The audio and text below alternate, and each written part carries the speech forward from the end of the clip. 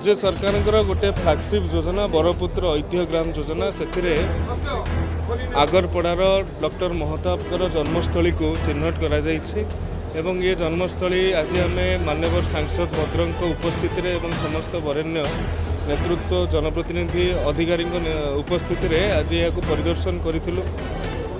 एठी बरपुत्र ऐतिह्य ग्राम योजना रे पाखापाखि 15 कोटी टंका आर्थिक व्ययबराद करा जाइछि एवं आगामी दिन मानकर एठी स्मृति संग्रहालय सहित व्याख्यान केन्द्र लाइब्रेरी एवं अन्यान्य AR VR आधुनिक व्यवस्था मध्य करा जिवो जद्वारा कि डॉक्टर महताबकर जो स्मृति रही आगामी पीढ़ी पर्यंत परिव्याप्त हो पारे। भद्रक आगरपड़ा रे ऐतिह्यर नुआ अध्याय पूर्वतन मुख्यमंत्री हरेकृष्ण महताबक ऐतिहासिक उवास एवं पाउछि नुआ रूप।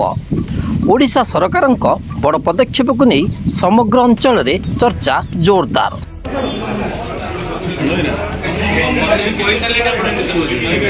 ओडिशा सरकार संस्कृति विभाग पक्षर बरपुत्र ऐतिह्य ग्राम योजना अधीन रे ए ऐतिहासिक कार्य आरंभ होइछि।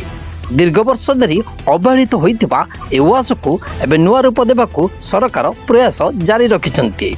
ए अवसर में उच्च शिक्षा संस्कृति और क्रीड़ा मंत्री श्री सूर्यवंशी सूरज, सांसद अभिमन्यु सेठी और जिला सभापति भगवान पंडा स्थल परिदर्शन करी कामर अग्रगति अनुध्यान करथिले।